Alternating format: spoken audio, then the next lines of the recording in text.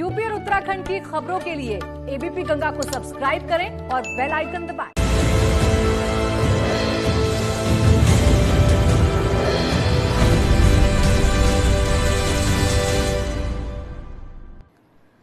नमस्कार, मैं हूं आपके साथ प्राची पाराशर। हमारी खास पेशकश सत्ते पे सत्ता में आपका स्वागत है, जिसमें आज हम आपको 7 ऐसी कहानियां दिखाएंगे जो बेमिसाल हौसले की तस्वीर पेश करती हैं।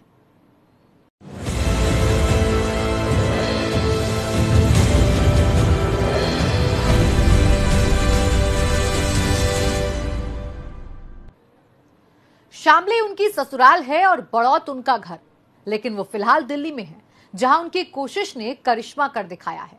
जी हां, हम बात कर रहे हैं दिल्ली पुलिस की हेड कांस्टेबल सीमा ढाका की, जिन्होंने 3 महीने की कड़ी मशक्कत के बाद 76 मासूम बच्चों को छुड़ाया और फिर उन्हें इनके माता पिता तक पहुंचाया। यही नहीं, अपनी ड्यूटी के लिए उनका जो जज्बा दिखा, उसके लिए उन्हें आउट ऑफ टर्म प्रमोशन भी दिया गया, जो दिल्ली पुलिस के इतिहास में पहली बार हुआ।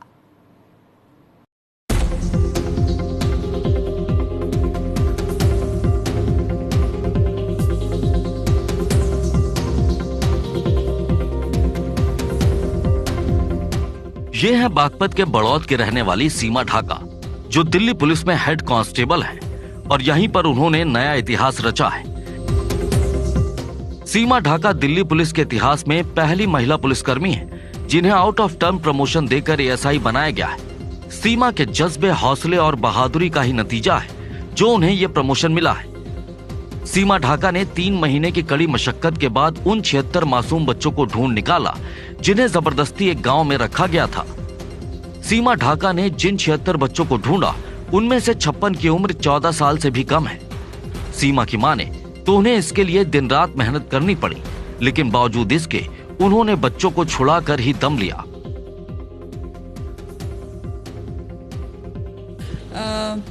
पुलिस अपना काम तो करती ही है, जो पुलिस की ड्यूटीज़ होती हैं, लेकिन इस काम में मुझे ये लगा कि हम पुलिस की ड्यूटी के साथ साथ एक सोशल वर्क भी कर रहे हैं और किसी माँ बाप के बच्चों को लौटाना, उसके हैंड ओवर कर देना, मिलवा देना एक सबसे बड़ी खुशी है और उनकी ब्लेसिंग भी बदले में हमें जो मिलती हैं। तो मुझे लगा कि मुझे ये काम करना चाहिए और इसीलिए मैंने इंटरेस्ट दिखाया, अपने सीनियर से डिस्कस किया और मेरे सीनियर ने, एसएचओ ने, एसीपी ने मुझे काफ़ी कोऑपरेट किया और इस बात को लेके हमारे सीपी साहब तो हर मीटिंग में हमें मोटिवेट करते ही थे कि हमें ट्रेसिंग पर ध्यान देना चाहिए, बच्चों को ट्रेस करना चाहिए। तो इसी उस पर मैंने किया ये सब। सीमा ढाका के ससुराल शामली में सीमा के ज्यादातर रिश्तेदार टीचिंग प्रोफेशन में हैं। वो भी बतौर टीचर ही अपना करियर बनाना चाहती थी, लेकिन इस बीच उनका सिलेक्शन दिल्ली पुलिस में हो गया। 8 साल के बच्चे की मां सीमा कहती हैं कि वो बच्चों को लेकर बहुत भावुक है। इसी वजह से उन्होंने 76 मासूम बच्चों को छुड़ाकर उनके माँ बाप तक पहुंचाने का न सिर्फ जिम्मा उठाया, बल्कि इस मिशन को पूरा करके भी दिखाया। सीमा ढाका का कहना है कि जिस तरह से उन्हें आउट ऑफ टर्म प्रमोशन मिला है, उसके लिए वो दिल्ली पुलिस कमिश्नर का दिल से शुक्रिया अदा करती हैं। बिल्कुल अच्छी खुशी की बात है और मैं काफ़ी खुश हूँ। सीपी साहब ने मुझे आउट ऑफ टर्न प्रमोशन दे के एएसआई बनाया है और मेरी जो खुशी थी वो और डबल हो गई है। मैं सीपी साहब का धन्यवाद करूँगी जिन्होंने मुझे आउट ऑफ टर्न प्रमोशन दे के अप्रिशिएट किया है।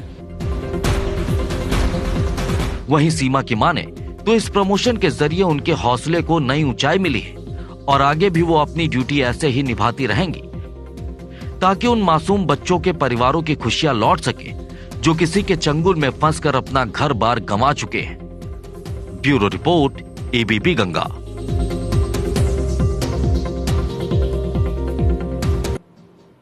और चलिए अब आपको मिलवाते हैं कानपुर की सरिता द्विवेदी से, जिनका बेमिसाल हौसला लोगों के लिए नई सीख बन रहा है। सरिता के दोनों हाथ और एक पैर एक हादसे की वजह से छिन गए, लेकिन इसके बावजूद उन्होंने अपनी जिंदगी को न सिर्फ संवारा, बल्कि ये भी साबित किया कि अगर आप खुद पर भरोसा करते हो तो आपका कोई भी सपना अधूरा नहीं रहेगा। आप भी देखिए कैसे सरिता ने मुश्किल में मुस्कुराने की नई कहानी लिख दी।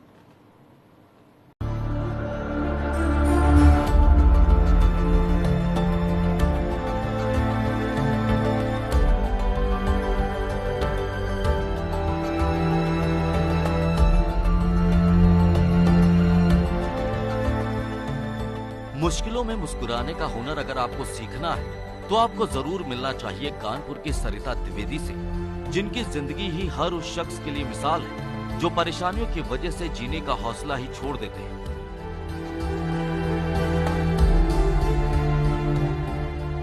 सरिता महज 4 साल की उम्र में हादसे का शिकार हो गई थी, जिसके बाद उन्हें अपने दोनों हाथ और एक पैर गंवाना पड़ा। बावजूद इसके सरिता ने कभी हौसला नहीं हारा। सरिता ने अपनी पढ़ाई पूरी की और अब वो एलिम्को कंपनी में दूसरे कर्मचारियों की तरह ही काम करती है। सरिता के दोनों हाथ नहीं, लेकिन फिर भी वो अपने शरीर के दूसरे अंगों की मदद से कंप्यूटर और मोबाइल का इस्तेमाल किसी सामान्य इंसान जैसे ही कर लेती है। यही नहीं, फाइल खोलने से लेकर घर का सारा काम भी सरिता ऐसे करती है कि देखने वाले दंग रह जाते हैं। नॉर्मल चीजें सिखाती रहती थी मम्मी बहुत सिखाती थी, छोटी छोटी चीजें, ये पकड़ाना वो पकड़ाना, ये कर लोगी वो कर लोगी। She treated my leg as a hand. तो हर एक चीज मतलब एक माँ एक बच्चे को सिखाती है हाथ से। She started teaching me with leg. तो वो चीजें थी। सरिता की जिंदगी लोगों को प्रेरित करने वाली है, जहां ऐसे मुश्किल हालात में वो न सिर्फ मुस्कुराती है बल्कि दूसरों को भी ऐसे ही जीने की नसीहत देती हैं। सरिता की माने तो उनके इस रवैये की बड़ी वजह उनके माता पिता हैं, जिन्होंने उन्हें कभी ये महसूस नहीं होने दिया कि वो दूसरे बच्चों से अलग है। It's all because of my parents, my family, to be very frank, because मेरा जो बैकग्राउंड रहा है, पापा आर्मी में थे, मम्मी हाउसवाइफ थी, एंड स्कूलिंग कॉलेज सारा नॉर्मल बच्चों की तरह रहा। मेन चीज ये थी कि मेरे मम्मी पापा ने जो मेरी परवरिश की वो नॉर्मल बच्चे की तरह की। They are not even treating me as a differently abled या हमारा कोई स्पेशल बच्चा है। सरिता की पढ़ाई भी सामान्य बच्चों के स्कूल में। इसके बाद उन्होंने केंद्र सरकार के भारतीय कृत्रिम अंग निर्माण निगम में हाउस कीपिंग इंचार्ज के साथ रिसेप्शनिस्ट की नौकरी की, वो भी बिना रिजर्वेशन। सरिता की माने तो उन्हें कोटे की बैसाखी मंजूर नहीं थी। साल 2005 में सरिता को पूर्व राष्ट्रपति डॉक्टर अब्दुल कलाम ने बालाश्री अवार्ड से सम्मानित किया। इसके बाद 2009 में उन्हें इजिप्ट का इंटरनेशनल अवार्ड मिला। इसके अलावा भी सरिता द्विवेदी कई नेशनल अवार्ड जीत चुकी है। इट्स नॉट अबाउट कि आप क्या नहीं कर पाते हो, just focus on the things कि आप क्या क्या कर लेते हो। कोई नियम नहीं है कि आपको काम हाथ से ही करना है या जिसके लिए बना है उससे ही करना है। आप अपनी बॉडी का जो पार्ट यूज करके जो काम कंप्लीट कर सकते, जस्ट फिनिश इट। सरिता उन तमाम लोगों को संदेश दे रही है जो हादसे की वजह से टूट जाते हैं। सरिता का कहना है कि जब हालात विपरीत हो तो आपको और हिम्मत दिखानी चाहिए, क्योंकि आपकी यही हिम्मत आपके सुनहरे भविष्य की कहानी लिखेगी। कानपुर से प्रभात अवस्थी के साथ ब्यूरो रिपोर्ट, एबीपी गंगा।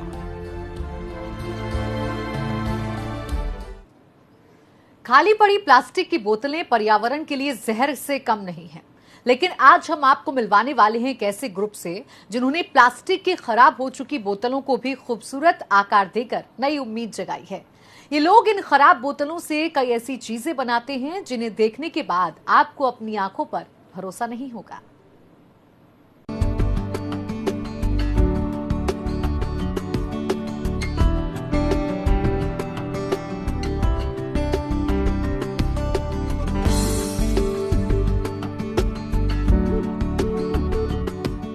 ये नाइट लैंप, ये पौधों के लिए शानदार गमले, ये घर में झूलते हैंगिंग लैंप्स और खूबसूरत सी टेबल कैंडल। ये सारी चीजें देखने के बाद आपका भी मन कर रहा होगा इन चीजों को घर लाने का और इनसे घर सजाने का।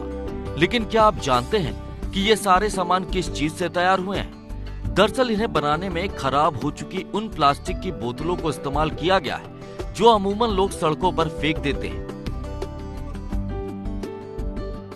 दरअसल इन्हें बनाने की पहल शुरू की है देहरादून के संपूर्ण स्वदेशी समूह ने, जिसका मानना है कि उनकी इस कोशिश से पीएम मोदी के लोकल फॉर वोकल का नारा बुलंद हो रहा है। संपूर्ण स्वदेशी समूह से जुड़ा मातृभूमि परिवार इन सामानों को तैयार कर रहा है और मातृभूमि परिवार के आर्टिस्ट हितेश की माने तो इससे कई लोगों को रोजगार भी मिल रहा है। एक दिन प्लास्टिक की बोतल को हमने देखा और उस पर हमने थोड़ी सी क्रिएटिविटी करी और सबसे पहले हमने एक पौधा रखने का एक छोटा सा हमने पॉट उससे तैयार किया। फिर धीरे धीरे ये इसी तरह से प्रैक्टिकल करा और मुहिम बढ़ती रही, तो आज ये लाइट से रिलेटेड लैंप भी हमने काफी अच्छे तैयार करे हैं बनाकर। इस समूह के साथ कई स्थानीय लोग भी जुड़े हैं। समूह में महिलाओं को भी शामिल किया गया है, जहां पर इन्हें खराब पड़ी प्लास्टिक की बोतलों और ढक्कनों से डिजाइनर सामान बनाने की ट्रेनिंग दी जाती है। जो लोग यहाँ काम करते हैं उन्हें बाकायदा इसके लिए वेतन भी दिया जाता है। रोजगार की बात कही तो रोजगार की दृष्टि से हमने काफ़ी युवाओं को इस मुहिम में जोड़ा है। आज डॉक्टर ममता मैम ने काफ़ी अपने साथ के जितने भी स्टूडेंट्स हमारे यहाँ जुड़े हुए हैं या ऐसी महिलाएं हैं जिन्हें रोजगार की आवश्यकता है, उन सबको हमने ये बनाने सिखाए हैं और स्टॉल्स के माध्यम से आज ये मार्केट में इनका कहीं ना कहीं प्रोडक्शन की डिमांड हुई है और धीरे धीरे ये मुहिम इसी तरह से आगे बढ़ रही है।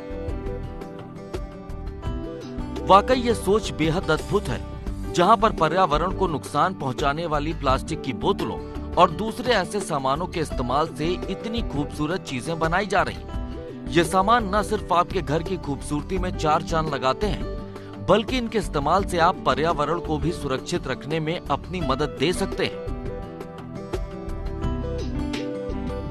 देहरादून से रवि कैंतुरा के साथ ब्यूरो रिपोर्ट, एबीपी गंगा। और अब आपको बताते हैं गाजियाबाद नगर निगम की उस पहल के बारे में जो दूसरे शहरों के लिए भी नजीर बन गई है। दरअसल गाजियाबाद नगर निगम कुछ कलाकारों की मदद से खराब हो चुके सिंगल यूज प्लास्टिक के जरिए तमाम सजावट के सामान तैयार कर रहा है और उनकी ये कोशिश पीएम मोदी के लोकल फॉर वोकल के नारे को भी बुलंद कर रही है।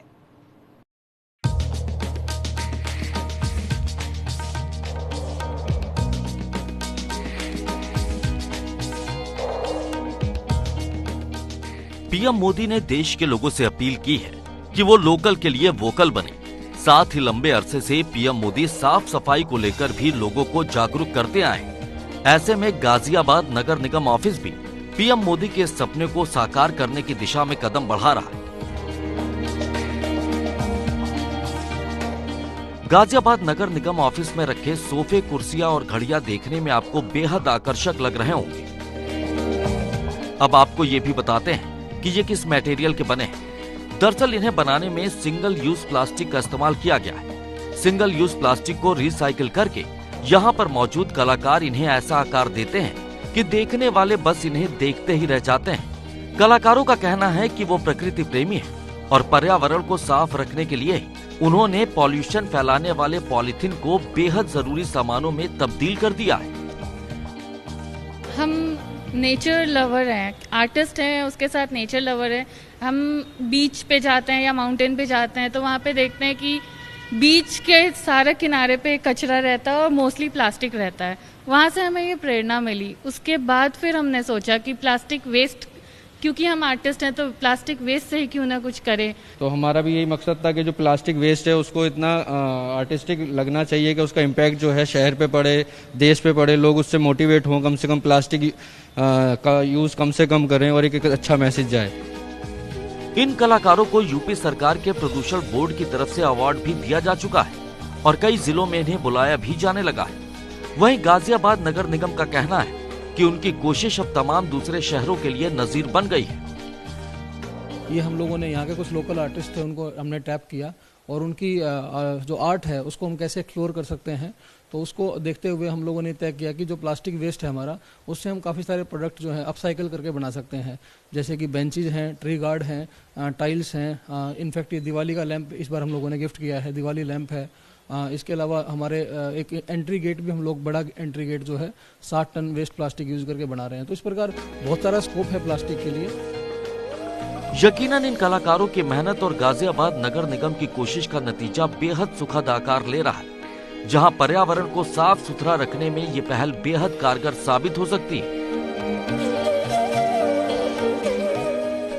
गाजियाबाद से शक्ति सिंह के साथ ब्यूरो रिपोर्ट, एबीपी गंगा।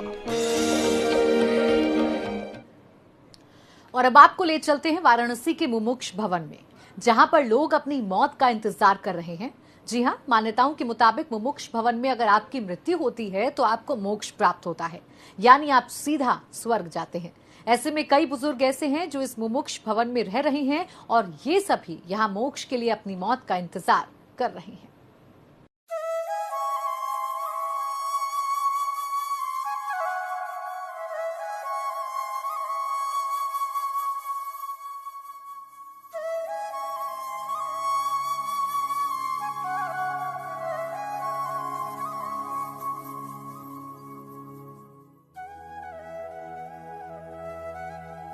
कहते हैं कस्याम मरणाम मुक्ति, मतलब काशी में मरने से मुक्ति यानी स्वर्ग मिलता है। मान्यता है कि जीवन का आखिरी वक्त अगर काशी में बीते तो मोक्ष की प्राप्ति होती है।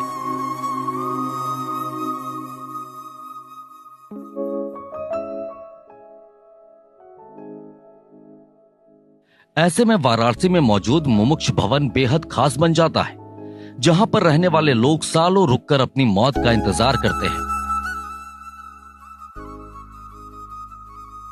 जो लोग ऐसा कर रहे हैं उन्हीं में से एक हैं हैदराबाद की सेची देवी, जो पिछले 30 साल से इस इंतजार में कि महादेव उन्हें कब अपनी शरण में बुलाएंगे।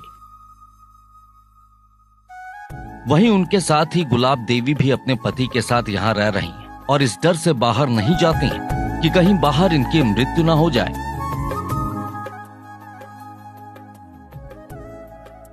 मुमुक्ष भवन तो स्वर्ग है। मुमुक्ष भवन अगर भगवान हो गई, अगर यहाँ अंत हो गया अपना खाता तो मोक्ष है ही है। अच्छा, यहाँ पे देखा कि कई बुजुर्ग और कई लोग रह रहे हैं। हाँ। अपना तो वो क्या है, मन है बस यही कि हमारे को अंतिम यहाँ हमारा आया नहीं समझ, मोक्ष के लिए यहाँ मुक्ति है, मोक्ष है। करीब 5 एकड़ में फैले मुमुक्ष भवन परिसर में 3 ब्लॉक हैं। पक्का चौक अतिथिशाला, लोहिया खंड और तीसरे खंड में डंडी स्वामी रहते हैं। साथ ही इस परिसर में करीब 100 सन्यासी रहते हैं, जो इस परिसर की पवित्रता को बरकरार रखते हैं। ये लोग यहाँ पर पाठ करते हैं और मुक्ति की कामना इन्हें मुक्ति धाम में खींच लाती है। हाँ, मोक्ष के लिए तो है ही है। 7 पुरियां हैं मोक्षदानी है। जया मथुरा माया काशी कांची हरिंदिका पुरी द्वारा वतिश्चैव सप्तता मोक्षदायिका। तो 7 पुरियों में से 6 पुरियां जो हैं वो मोक्ष देती हैं, फिर वो जननी के क्रम में आता है। लेकिन काशी में जो जाता है वो मोक्ष को प्राप्त होता है। फिर जननी समझ रहे ना, अपने माँ के क्रम में नहीं जाता। भगवान भोले की नगरी 3 खंडों में बटी हुई है। विश्वेश्वर खंड, ओंकारेश्वर खंड और केदारेश्वर खंड। मुमुक्ष खंड केदारेश्वर खंड में पड़ता है, जिसके बारे में मान्यता है कि अगर यहाँ पर आपकी मृत्यु होती है तो आप भैरवी यातना से मुक्ति पाकर मोक्ष प्राप्त करते हैं। यही वो वजह है कि लोग यहाँ पर अपनी मौत का इंतजार करते हैं। वाराणसी से नीतीश पांडे के साथ ब्यूरो रिपोर्ट, एबीपी गंगा।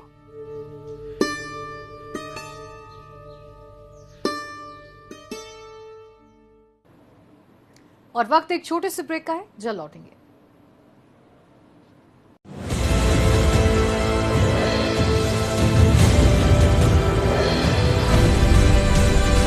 कोई भी सिटी स्मार्ट तब बनती है जब उसका ट्रैफिक सिस्टम भी स्मार्ट हो। ताजनगरी आगरा अब इसकी नई मिसाल पेश करता नजर आ रहा है, जहां पर इंटीग्रेटेड ट्रैफिक मैनेजमेंट सिस्टम के जरिए लोगों में बेहतर ट्रैफिक सेंस डेवलप हो रहा है। आप भी देखिए कैसे आगरा को स्मार्ट बनाने में यह सिस्टम पूरी तरह कारगर साबित हो रहा है।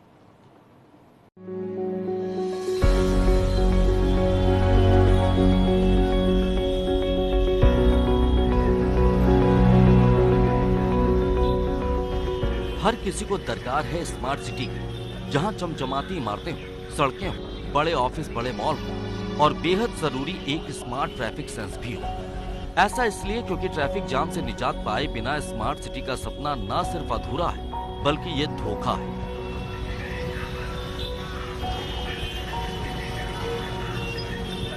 इसी परेशानी को देखते हुए ताज नगरी आगरा में बड़ी पहल की गई है। आगरा में स्मार्ट सिटी प्रोजेक्ट के तहत एक कमांड सेंटर बनाया गया है। 284 करोड़ की लागत के इस प्रोजेक्ट के तहत आगरा के 63 चौराहों पर ट्रैफिक सिग्नल सिस्टम को डेवलप किया गया है। वहीं शहर के 43 चौराहों पर इंटीग्रेटेड ट्रैफिक मैनेजमेंट सिस्टम पर काम चल रहा है। वहीं इसकी मदद से बेहतर नतीजे भी दिख रहे हैं। दरअसल इन सारे सिस्टम के तहत चौराहों पर सीसीटीवी लगाए गए हैं। ऐसे में अगर कोई भी ट्रैफिक नियम तोड़ता है तो उसकी करतूत तीसरी आंख में कैद हो जाती है। यही वजह है कि नवंबर 2019 से नवंबर 2020 के बीच में 6 करोड़ 54 लाख रुपए के चालान जनरेट हुए हैं और इनमें 7 लाख रुपए से ज्यादा की रकम भी वसूली जा चुकी है। आप अगर देखेंगे कि नवंबर 2019 में हमने आइटम कंट्रोल जोन स्टार्ट किया था, चालान वहाँ से स्टार्ट किए थे। और अगर आप कुछ ना रिकॉर्ड देखेंगे जब कैमरे लाइव हुए थे, उससे पहले जो हेलमेट लगाते थे सिटीजन्स, उनकी संख्या 10-20%, 30% होता था। आज चालान का डर है और कैमरों का डर है, वो 90% से ऊपर जो सिटीजन्स हैं, पब्लिक हैं, वो हेलमेट लेके चलते हैं। इस नए सिस्टम से ट्रैफिक पुलिस और स्मार्ट सिटी के अधिकारियों के बीच बेहतर कोऑर्डिनेशन बना रहे, इसके लिए भी लगातार ट्रेनिंग प्रोग्राम चल रहे। स्मार्ट सिटी आगरा के ACEO KP सिंह की माने तो इस सिस्टम से काफी फायदा हो रहा है। आप सही कर रहे हैं, भय पैदा कर रहे हैं, ऐसी बात नहीं है। लोगों में सतर्कता पैदा हो रही है और जो अपराधी किस्म के लोग हैं उनमें भय पैदा है कि ICCC की जो तीसरी आंख है उसे हम लोग बच नहीं पाएंगे। जैसे कभी कभी जो है कोई एक्सीडेंट करके चला जाता है और भाग जाता है, वो भी हम अपने ICCC से जो है उसको कैच कर ले रहे हैं, कोई बच नहीं सकता। जब ये सिस्टम पूरी तरह से काम करने लगेगा तो इसकी जद में हर वो शख्स होगा जो चौराहे पर ट्रैफिक नियम तोड़ने की कोशिश करेगा। आगरा से नितिन उपाध्याय के साथ ब्यूरो रिपोर्ट ABP गंगा। कहावत है कि जहां चाह वहीं राह है। गोंडा के नन्हे पांडे ने भी यही साबित कर दिखाया है। कभी दिल्ली में दिहाड़ी मजदूरी करने वाले नन्हे पांडे अब गेंदे की फूल की खेती कर रहे हैं और अपनी मेहनत से अपनी तकदीर बदल रहे हैं। आप भी देखिए मजदूर से किसान बने नन्हे पांडे का कमाल।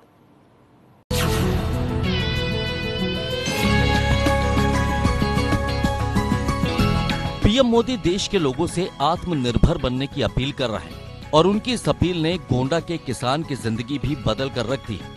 गोंडा के रहने वाले किसान नन्हे पांडे पहले तो दिल्ली में मजदूरी कर रहे थे, लेकिन जब लॉकडाउन में उनका रोजगार छिन गया तो अब वो वापस लौटकर गेंदे के फूल की खेती कर रहे हैं। नन्हे पांडे ने परंपरागत खेती छोड़कर गेंदे के फूल की खेती करने का फैसला किया था और 3 महीने बाद ही इसके जरिए इनकी आमदनी भी शुरू हो गई। ऐसे आइडिया का अपने आइडिया लॉकडाउन में आया न, तो अपने सोचा का सवे तो विभाग की खेती की जाए या कुछ और या देख लीन जाए खेती करके क्या। बाहर क्या करते थे? दिल्ली में मजदूरी होती लोकल। अच्छा, तो लॉकडाउन में घर पर आए? हाँ, घर पे आए। उसके बाद अब आप फूलों की खेती कर रहे हैं? फूलों की खेती है लॉकडाउन के बाद। नन्हे पांडे विकासखंड रुपईडी की ग्राम पंचायत तिलियाकोट के मजरा चंदनवापुर गांव में रहते हैं। उन्होंने इस खेती के लिए एक माली की सलाह ली थी, जिसके बाद उन्होंने आधा एकड़ जमीन में गेंदे के फूल की खेती शुरू की। 3 महीने में इनकी ये फसल तैयार हो गई और इससे इनकी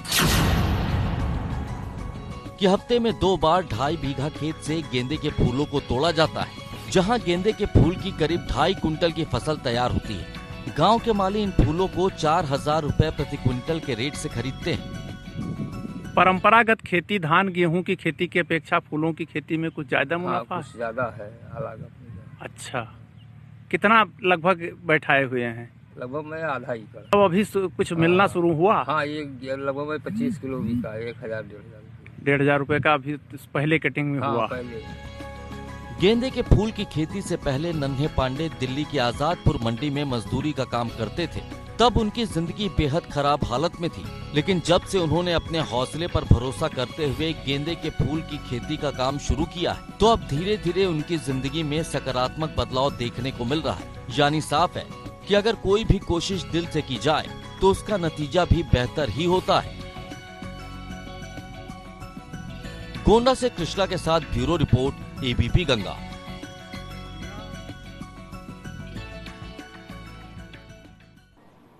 इसी के साथ हमारे खास कार्यक्रम में बस इतना ही।